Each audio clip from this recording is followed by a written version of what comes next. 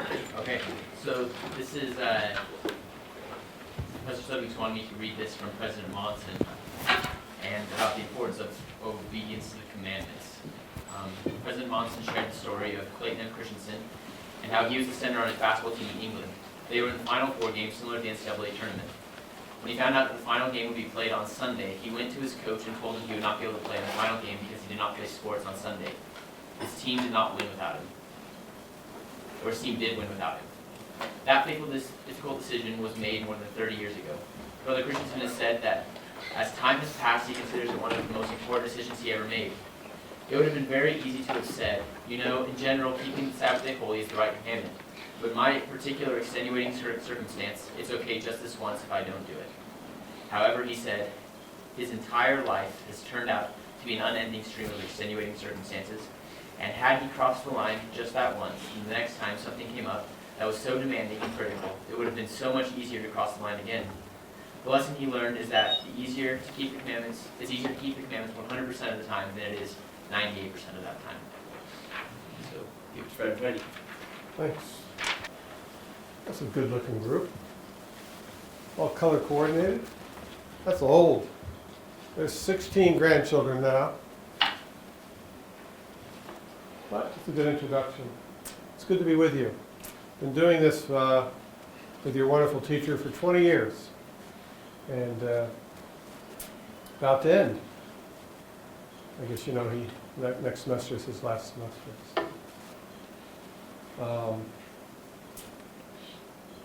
I was thinking regarding the fact that this is videotaped.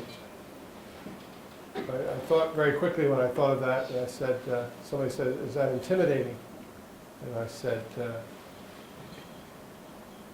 think about life. Everything's videotaped. So if it's intimidating, it's a good place to go in the mirror and think about life. If you don't like being recorded, I remember teaching a seminary class many, many years ago.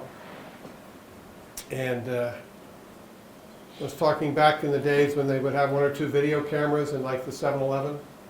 And I was saying, so if you could, I asked the seminary class, I said, if you could outsmart those cameras and do everything and get what you wanted stolen, it's in your pocket, and you're out in the parking lot, you're at home, whatever, and you feel you had this great victory.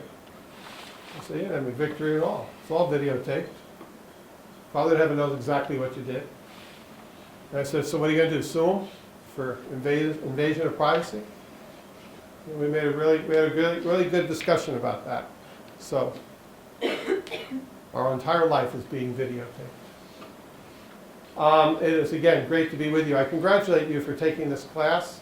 There are certain classes that make a difference in life. I've had, I won't take the time to count, but at least 5 or 6 members of our family have taken this class. They're in various careers throughout the country, and they're all married, and they use what they learned here weekly, if not monthly, since they left here. So you should be using this all of your life. How many of you are married? Am I allowed to ask that? Okay.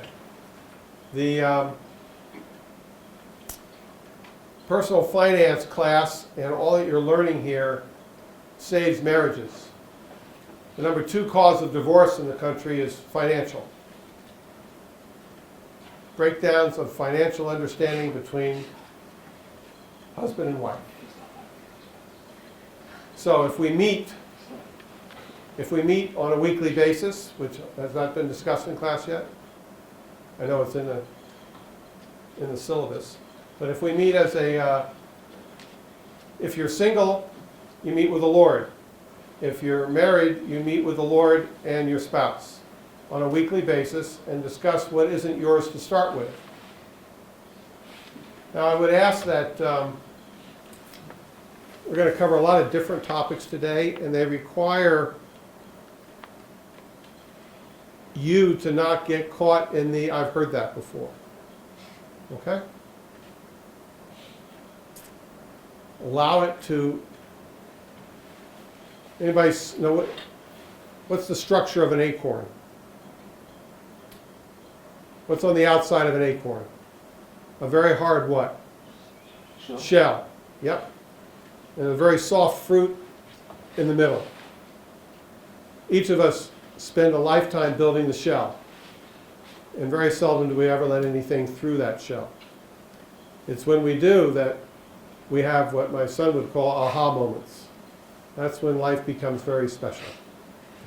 When things get through to the core of our soul and they resonate and they make sense and they allow us to make changes which create consequences that bring us joy and allow us to soar. So with that, let me give you just a little bit of my background. I'm 67 years old, went to Duke University, met my wife there. She was in the nursing school at Duke, and I was a religion and an economics major. And I guess I should stick this in just because it's fun. Anybody like sports in here? Anybody like basketball in here? The rankings just came out today. Duke's #1, in case anybody cares. We usually taste that at least once a year. Over the last decade or so, Krzyzewski does a pretty good job of leading and directing. I played a little bit of basketball at Duke before any of you were born, so that was kind of fun too. It's good to have a connection like that. It just makes it fun. It served me well when I was looking into the Church of Jesus Christ of Latter-day Saints and was called to be the young men's basketball coach when I was not a member. That was a lot of fun. Continued to do that for 19 years.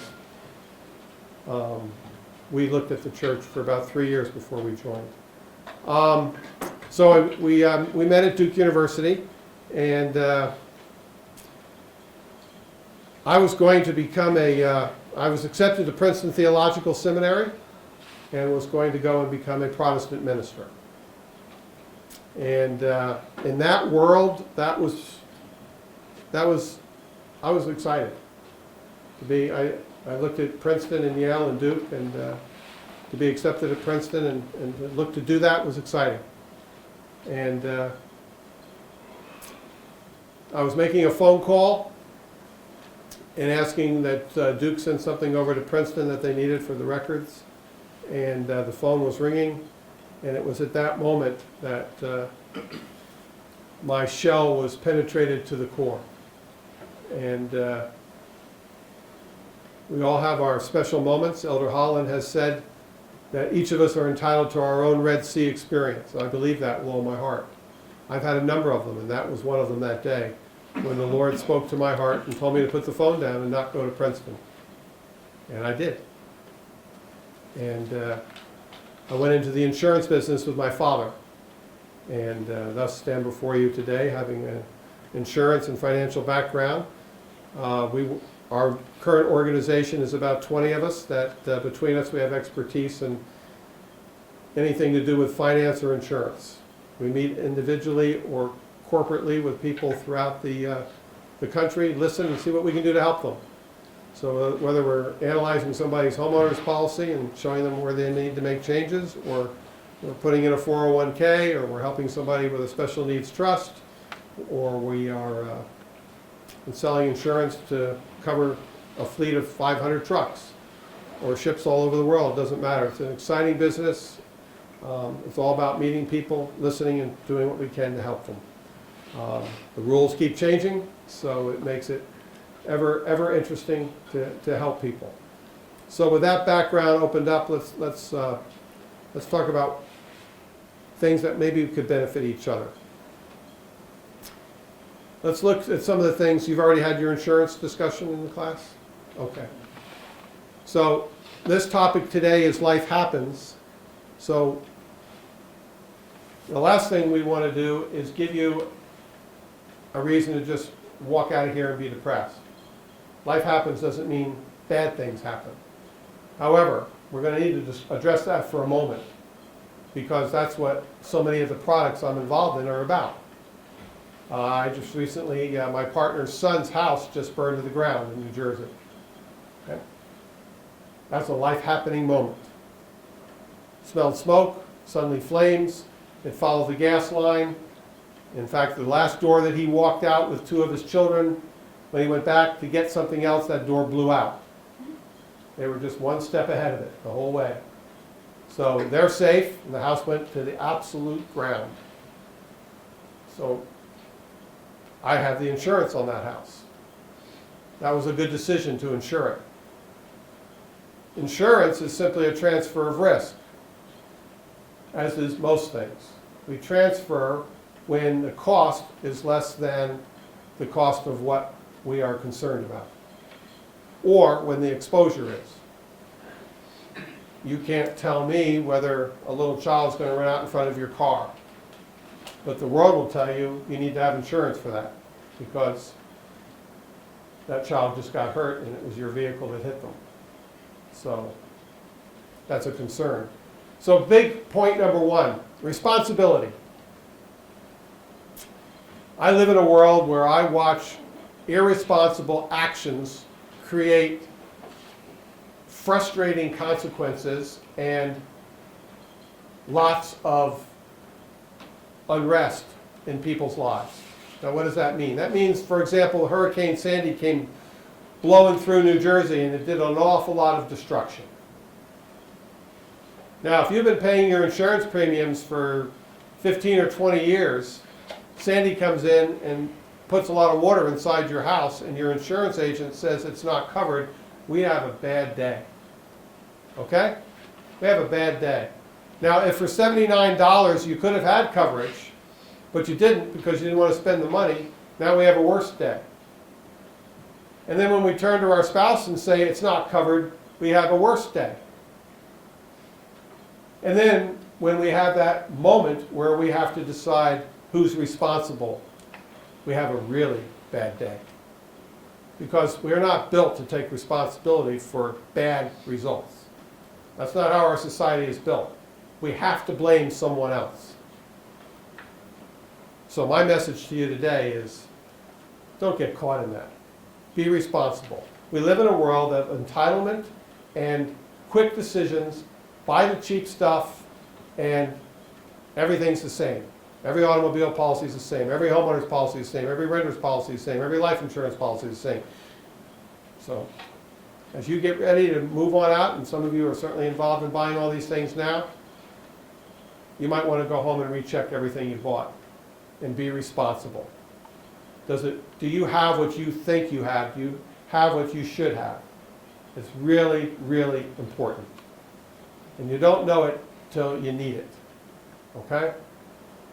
We'll probably draw relationships back to religion all day long, because religion is the core of our life, our relationship with Father in heaven.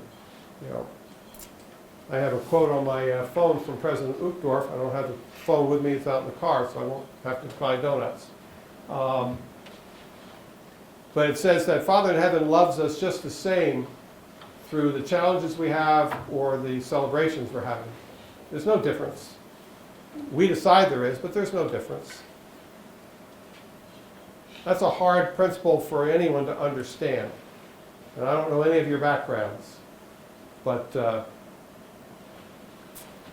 that's a very difficult thing to realize, that it isn't the results of you working really hard and getting an A that suddenly Father in heaven has a special celebration. That isn't the way it works. My son sitting over here has made me very happy many, many times. Okay? But if I got a phone call tomorrow and he was in dire straits in some situation, would I love him any less? Not a chance. Not a chance. Would I run to his side? Immediately. Would I be saying, why, and you shouldn't have did it? No. You go and you help. That's what it's all about. So please, learn to be responsible. If you already are responsible, then become more responsible. That's something that always grows. I was talking to my office administrator the other day. She told me a very special story. She said, my daughter just came home from, she had this expectation, she got a job, she got the apartment, everything, but it'd be on her own. And it all fell apart. All those decisions fell apart, and she came back to live at home, mid-20s. She said, as a mom, I had conflicting ideas and thoughts about all of that. Until I was prompted to call somebody that I had met years ago, and something made me call them. And this lady is estranged from her 2 daughters. And she said, wait a minute, you're telling me that your daughter is living at home with you and you're talking and you're enjoying life together? And she goes, yeah. She goes, oh my goodness. I would give anything for one day with one of my daughters to be in my home. Life is perspective. Life is perspective. How we see things is critical. Okay. So, how our office works, since you're interested probably in how business works a little bit from our perspective, there's many ways for us to make money. We've decided to help people, and normally only make money if we sell a product, although we're not motivated by selling the product.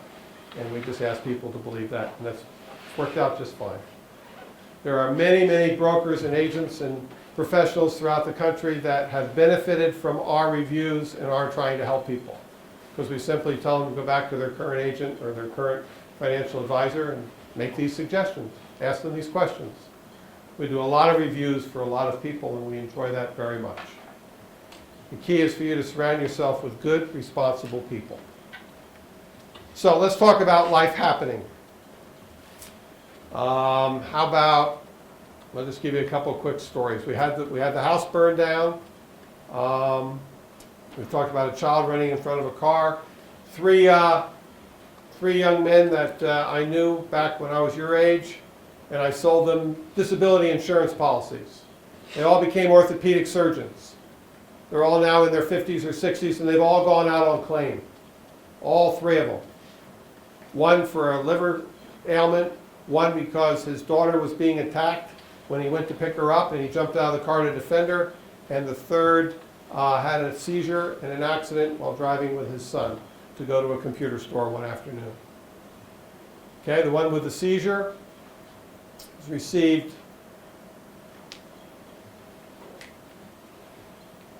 thousands of dollars a month tax-free for many, many years.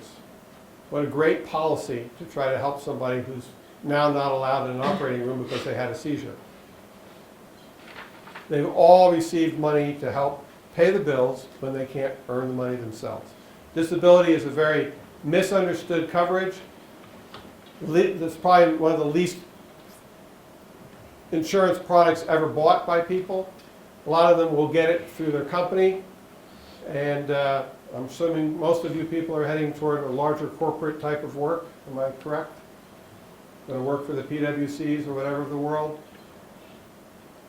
Call someone like myself. This is not an advertisement. Talk to somebody. I don't tell you how many times we'll simply have someone call us and send us everything during open enrollment that they get so that we can just help them make the choices. Again, I said be responsible. You know how many people make choices? Let's say the 6 of you are all starting at PwC next week. And you all think that, what's your name? Robert. You think Robert's got his handle on this thing. He just knows this. He's an expert. So all of the rest of you just do whatever he did.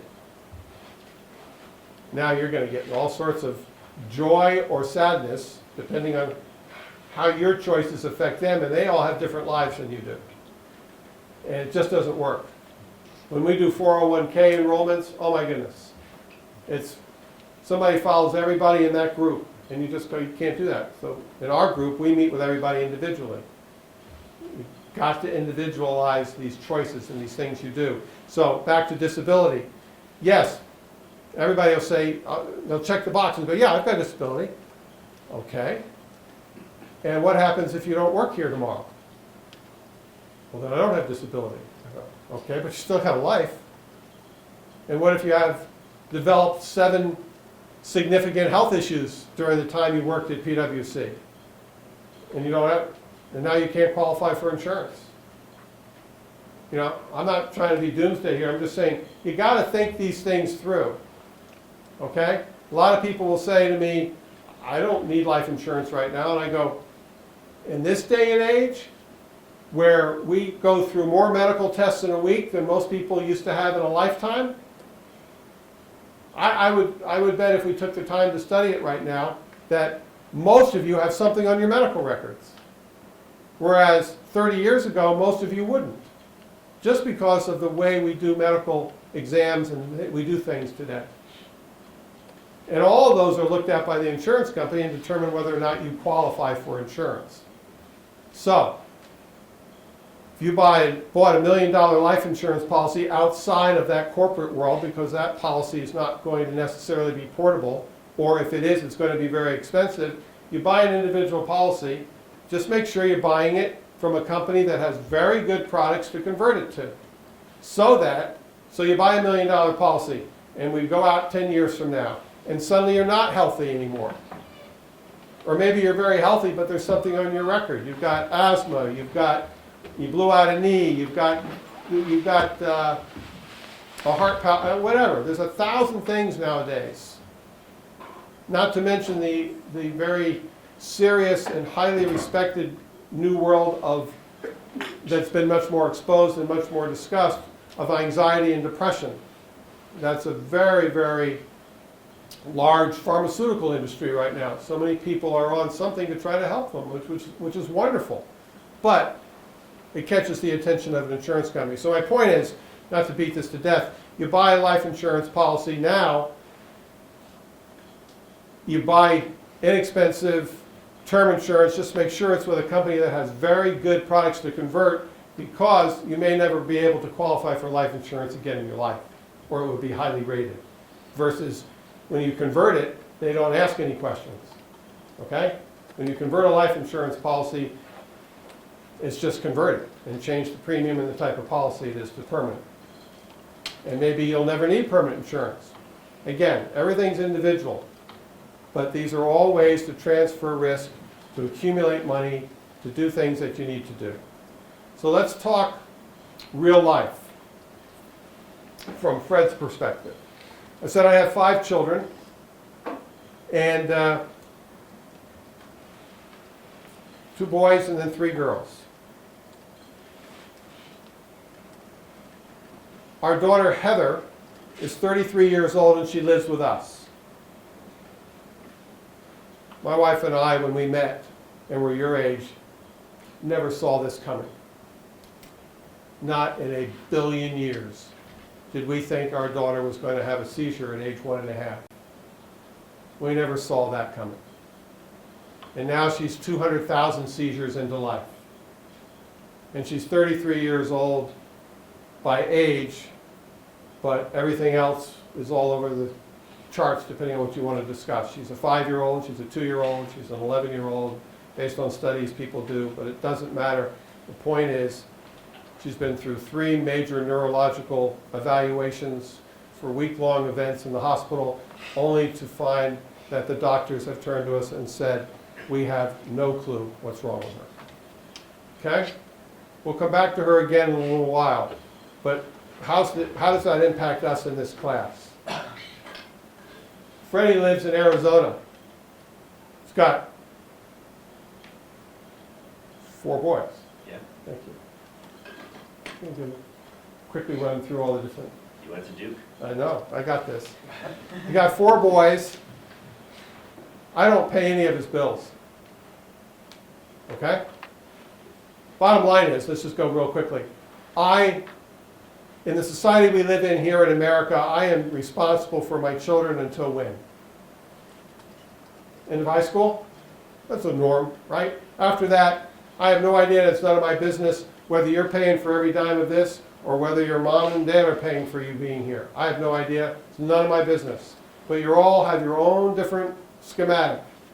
All right?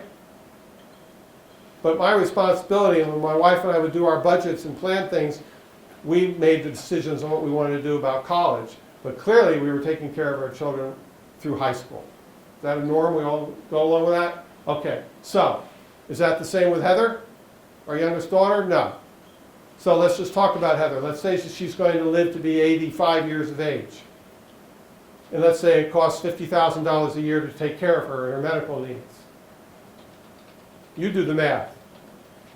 That's millions of dollars that I, as a responsible father, and my wife, as a responsible mother, need to come up with. Not to mention the legal plans and the documents and everything. What happens if we don't come home from the movie routine? That's all on our shoulders. That's a lot of financial planning, everybody. That's a lot of work.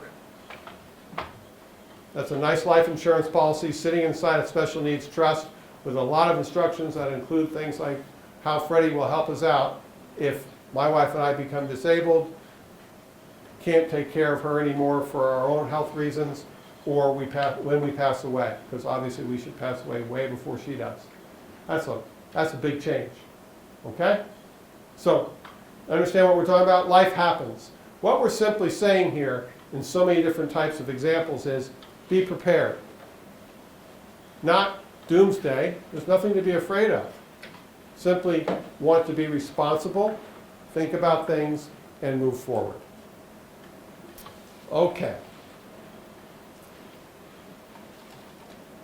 Questions, concerns, complaints? Tell me a little bit about yourselves. Was I right at all? I mean, where are some of you heading? How much longer do you have in your program here? Okay, so where are we heading? Do we have jobs? Where are you going? PwC. Wonderful. Wonderful. Anybody else want to offer up? Or PwC. Wonderful. Wonderful. Well, it's exciting. It's a very exciting time in your life. And no one here trying to make it sound like anything other than that. I wanted to make sure I use as many different examples as I can. Let me just look at my notes very quickly, and then we'll, okay. All right, let's go a little deeper. Let's use that RYHP one. Yeah. Would any of you agree with me that you waste an hour a day? Yeah. We okay with that? Even though you have deadlines? Yep. Okay. All right. So let's talk about this for a moment as we move forward in our life. I've given this a ton of thought. And if you do some quick math, if there are 7 billion people on the earth, is that the latest number? I don't even know. 8 billion? What are we at, Ben? Do you know? World population? That's close enough. And you were to say that we waste an hour a day, that would be 7 billion hours a day, right? Under the radar screen that got wasted. What if from a church perspective we take 70,000 missionaries and have them waste 1 hour a day? 70,000 hours that could be spent doing something a little different. Multiply that by 365. Quickly you get the point how the adversary works. Brother Johnson, last conference, talked about 3 ways the adversary, all about diversion, distraction, discouragement, ways to take us off the mark. You want to be very cautious of that as you move forward, and cautious now, cautious today. So I was prayerfully looking at this and came up with this: reach your hourly potential. If we can discard ourselves from all of the other distractions of life and actually take each hour as its own segment of our life and give it all we've got, that would be a very different day and a very different life. We sometimes get so caught up in how big everything is, how massive it is, how are we going to get that done? How are we going to get that term paper, that paper in? And suddenly we get it done. And we wonder, how did we get it done? But we got it done, right? So if we can dedicate our lives to the A-team, which is Father in heaven, Jesus Christ, and the Holy Ghost, that's something we all have in common, isn't it? You know, right now, my phone is in the car, and if there's a problem in my family, I'm not reachable. But the A-team is always reachable, and it's always there. You know, your teacher's not reachable right now. It's in some meeting in Washington, D.C. So you tell me how it works, but Father in heaven is always reachable.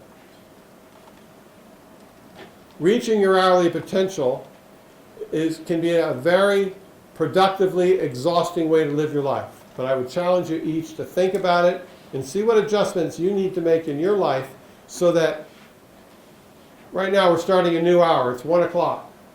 What are we going to do between 1 and 2? Let's talk about 9/11 for a moment. What do you think were some of the lifestyles inside those two buildings that day? I live right by there, so it's a little different for me than for a lot of you from the perspective of, you know, I had friends in that building. But what do you think was going on? You think anybody had terminal cancer that was in that building? Say yes, because certainly they did. Think somebody was about to get engaged? They were so excited that night they were going to ask someone to marry them? Think somebody else was getting divorced? Someone else was going to get fired? Someone else was waiting for blood tests to come back for someone important in their family? Everything that you can imagine was going on in lives inside that building, weren't they? Everything. People were getting fired, hired, birthday parties that night. Everything was going on. All sorts of things to be distracted, concerned, elated about, petrified of. Everything was going on. Did any of those people get to have that happen? Well, obviously, other than those that got out, but you get my point. I've used that when I think about this. And this is not to be motivated by fear, it's to be motivated by rejoicing in the joy of life. To enjoy and embrace the hour I'm in and be as productive as I possibly can. Well, how does that get exhausting? Most mornings I go for a run. I then go to a rose garden in our town. And I have a ritual, if you will, where I'm going to send 5 texts to 5 family members. There's 26 of us, right, in our family. So I'm trying to correspond with my grandkids on a daily, every other day type basis. Trying to be as involved as I can in their lives. I have an interview process with as many grandchildren as I can work it out with, where I'm visiting with them every couple of weeks and learning all sorts of things about their life. So I can tell you who's got a dance recital this weekend. I can tell you who has a test on Thursday, and I can text them on Friday and say, how did it go? Or Wednesday night I can go, anything I can do to help you study. I try to be as involved as I can in their lives. Is that an exhausting way to live? Yes. But I love it. I love it. I am so grateful to be able to stand before you and tell you that my family and I, we talk every day. Arizona, Dallas, Idaho, Utah. We talk every day. We share the good, the bad, because we love each other, and it's a wonderful thing. If you work for PwC and do this every hour, you'll make a lot of people very uncomfortable. You know what I mean by that? It's got nothing to do with PwC. It means there's a lot of people that almost get frustrated when they see you being so much more productive than they are. It's just like, you know, if 5 of us all go out to do a project at a farm, and you know, my son-in-law laughs at me when he says, you people out east think you know what it means to work. He just laughs. He goes, you don't understand. They had harvest a couple of years ago. They harvest about 55 million potatoes a year. And there was some weather that was causing the potatoes to need to come out of the ground only at night because it was getting too hot during the day. So like by 2 o'clock in the afternoon, they had to stop. So he said, you look like you're a little confused. And I go, well, I'd just like to know how that works. He goes, well, you're talking about all the different processes that you're used to in the workforce. You know, how many breaks do I give them? How many coffee hours? How do I provide sandwiches? He said, Fred, you don't get it. All of us do the same thing. We get up at 2 in the morning, we go out and we get the potatoes out of the ground. He said, we just work. It's a beautiful, beautiful statement. You know, everyone in our family wants to go to Uncle Taylor's farm and learn how to work. We've complicated things. Okay, so reaching your hourly potential. is something that I wanted to introduce you to. A little bit more of our background. You understand how that worked with Heather. Let me ask you another question as we try to get now to the core of how your day unfolds and how you can get your best help with your financial planning. The other day, was trying to get to the Manhattan Temple, and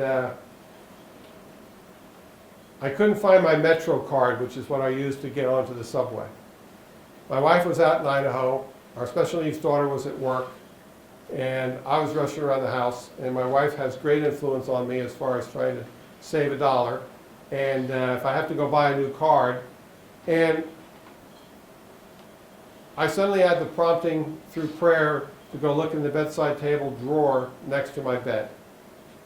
And there it was. So now my question to you is, how's that happen?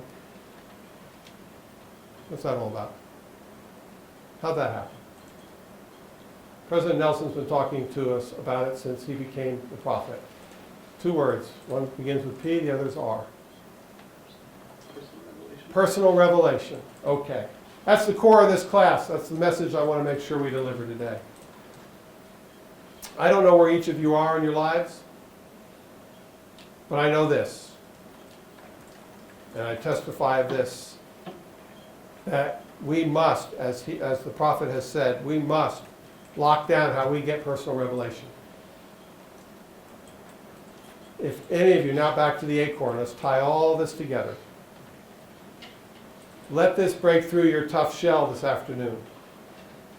And make sure you can identify and write down in your journal tonight, how is it that I received personal revelation?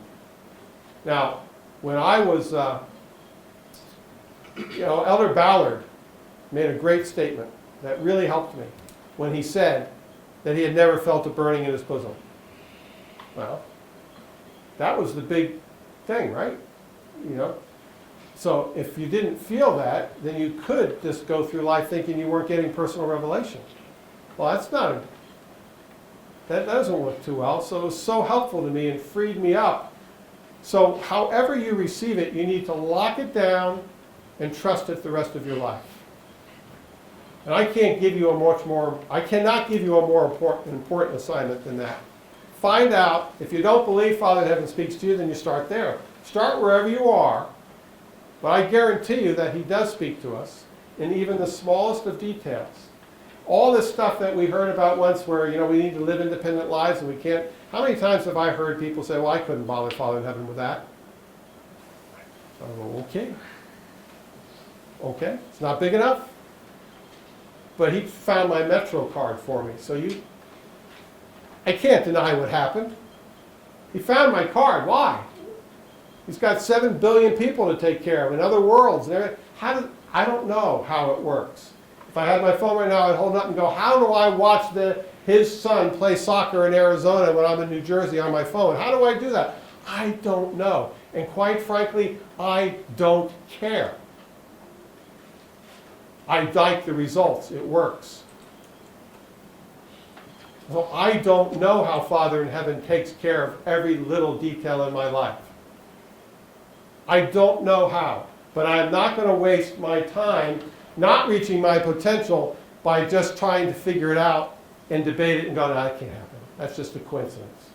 One of the great phrases I'm sure you've heard often is, there are no coincidences. I am the coordinator on the shift of the Manhattan Temple on Friday nights. I prayerfully put a schedule together. I watch miracles take place every Friday night. I could ask, Robert? I could assign you to be the officiator for the session at 7 o'clock on Friday night. Afterwards, you come to me down the hall in tears, going, my aunt was there, had flown in from wherever, and she did that session. And we both just sob in each other's arms and just go, I didn't assign you. I prayed about it, received personal revelation, and whenever I turn in my schedule, I make sure the Lord signs off on it first, and then we go on. And I watched that happen all night long, every Friday night. I don't understand how that works. But I don't want to get away, I don't want to miss reaching that potential. We're going to what, 1:45? Okay. So, again, tying this back together. Personal revelation, Father in heaven is your best financial advisor, is what I'm trying to say. Okay? Let me give you an example of that. My wife and I, about 6 weeks ago, went to the Hartford Temple. The Manhattan Temple was still under renovation. So we decided to go up on Thursday night to the Hartford Temple. We had sacred experiences that night. We had things happen that were very, very special and didn't necessarily make a lot of sense. As I was leaving, I saw a painting that I'd never seen before. And it spoke messages to me that I had never heard before. Well, the next afternoon when I was walking downtown after work, taking the walk I usually take, my wife called me and our daughter Heather had just had a grand mal seizure in our basement. And then she had another one. And then we had 8 EMT people in our basement trying to get a 270-pound, 33-year-old epileptic, autistic girl off the floor and into an ambulance. And then we went over to the hospital. And then she was admitted. And let's go to that other screen if you could help me. And we were recording seizures. Now this is from years ago, and I'll tie this all together for you and wrap this up. But we were recording seizures 6 weeks ago, 2 months ago, so that the doctors and nurses and all could understand what was going on. Our daughter was seizing every 5 to 7 minutes for 10 hours. Okay? Not grand mal seizures, thank goodness, but motor seizures. None that you ever want to have. I hope none of you have ever had anything like this, and that's great. But our daughter was. And then they wanted to put her in the intensive care unit, and they did. And then they put her in a coma for 4 days on life support to try to reset her brain and her body. And it worked.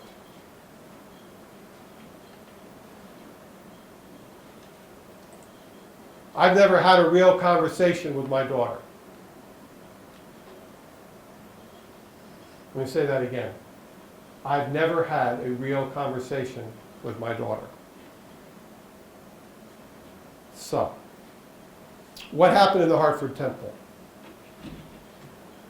And why is Father in heaven your financial advisor? Why is he your advisor in everything? Because Father in heaven knew that his daughter Heather was going to have 4 grand mal seizures in our basement the next day. He knew that. And he prepared her mother and father for that event in his house the night before. We all getting this? Okay. My Metro card, not real important in my world. My daughter, eternally important. But in both, Father in heaven has guided. How many times have I been about to hit the floor through challenges in my life and not seeing any way out? Where at the last moment that wall broke open, the light shined through, and as I was about to bounce off that floor, the Savior caught me and whispered in my ear the same thing every time. I told you, Fred, I've got you. I have lived every morning of my life since I joined the church reciting Proverbs 3, 5, and 6, trust in the Lord with all thine heart, lean not unto thine own understanding. In all thy ways acknowledge me, and I will direct thy paths. Let me make sure you understand, this is not an institute class, this is not seminary, this is just Fred Hawkins visiting with you today. These things are real, but you've got to look at every word. Trust in the Lord with what? All your heart. Not once in a while, not when it's convenient, not when the sun is out. But when they turn to you and say, Fred, we're putting your daughter in a coma now, you need to leave the room, say goodbye to her. I didn't wake up in the morning expecting that. I couldn't have imagined that in a million years, that I'd be going through that a few hours later. Not a chance. Say goodbye to your daughter. What? And you need to leave now. She's having a seizure right here in front of us. Let's go. Goodbye. Okay. So, at 12:45 at night, 4 days after the coma was induced, they're bringing her out. I had the privilege of being in the chair next to her bed. What happened? Her eyes started to open, her head turned, and she saw me, and she said, "Daddy."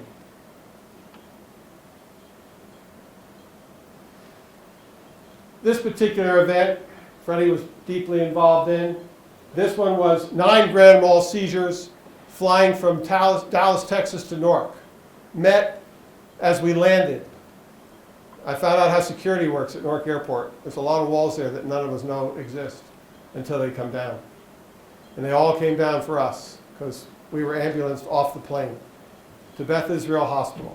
Freddie found us because he saw the lights coming out of the airport, so he knew where to go. In the middle of all of her seizures, just me and her in the intensive care unit, someone who I've never had a conversation with, suddenly with my head down on her mattress and sound asleep, she touches my shoulder. I was going through a process here of a prayer, fall asleep, wake up for the next seizure. And you can see how often that was going on, every few minutes. And those prayers were as sincere as possible. I was waiting for this to stop. She suddenly touches my shoulder, I look up, her head is up, and she says, "It's okay, Dad." MetroCard. Hartford Temple. "It's okay, Dad." This is so much bigger than all of us. So let me go back to the daddy experience. She said, "Daddy." So what are we doing all this for? You guys have worked, you are amazing human beings. I know who you are. I've prayed about you. I have been institute teacher, seminary teacher. I've been involved as stake and ward single adult advisors for the last 10 years.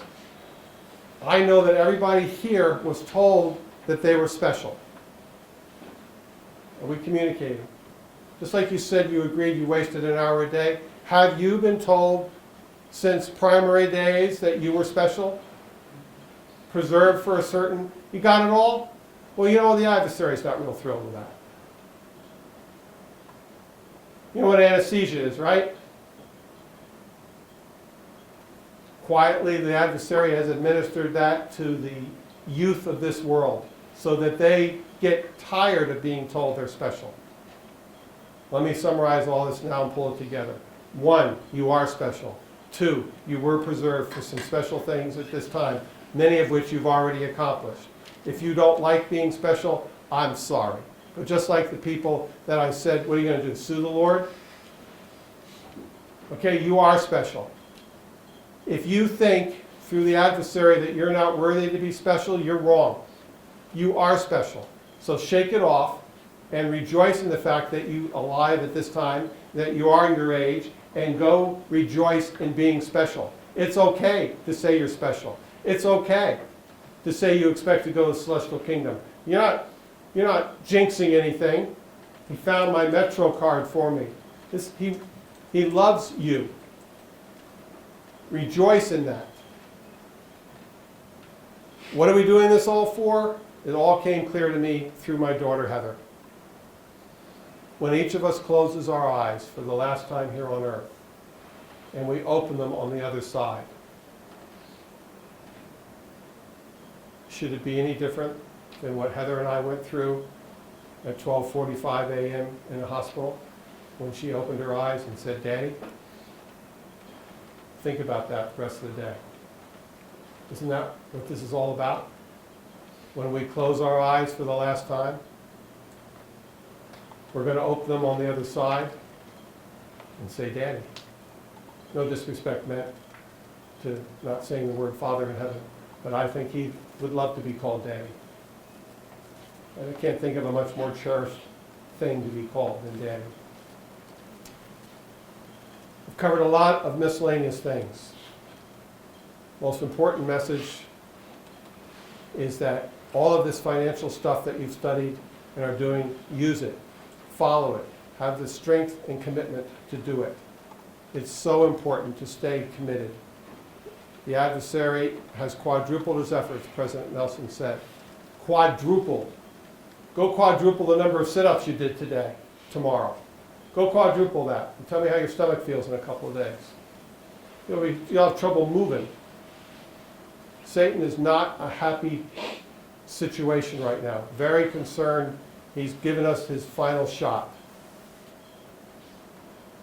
Be strong, be committed, allow personal revelation to control your life. So make sure you know how you receive it and lock it down. And allow that to guide you in all of these things. There's no right or wrong in finances as far as which thing to invest in or what. Yeah, the market goes up, it goes down. We've built a relationship with our clients where the phone rings very seldom because we try to educate as to what the expectations should be. Houses burn to the ground, you want to hear that it's covered. You have an automobile accident, you want to know that you bought the right thing. You don't want to spend your life blaming other people for your poor choices because in the moment when you bought something, you had to do it quickly. You just wanted to buy something that was cheap, or somebody told you should buy it from so-and-so. Be responsible for everything that you do. And the personal revelation allows you to confirm that you're making those decisions and move through life and soar and enjoy it. Forget about yourself and reach your potential and enjoy this privilege of being here. I know it's hard. Oh my goodness. I live a very intangible life. I never know when my daughter's going to have another seizure. I never know. Usually between 3 and 5 in the morning every night, we have a seizure in our home.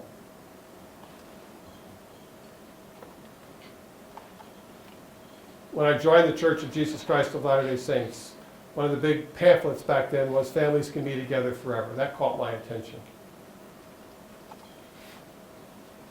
I believe that with all my heart. I can't wait to have a talk with my daughter for the first time. Can you imagine? Can you imagine that? We'll get to talk about this whole thing together. I thank you for your time. I encourage you to feel good about yourself. Whatever the challenges are in your life, it's going to be okay. As long as your toes are pointing in the right direction and you embrace the atonement and enjoy what the Savior has for each of us.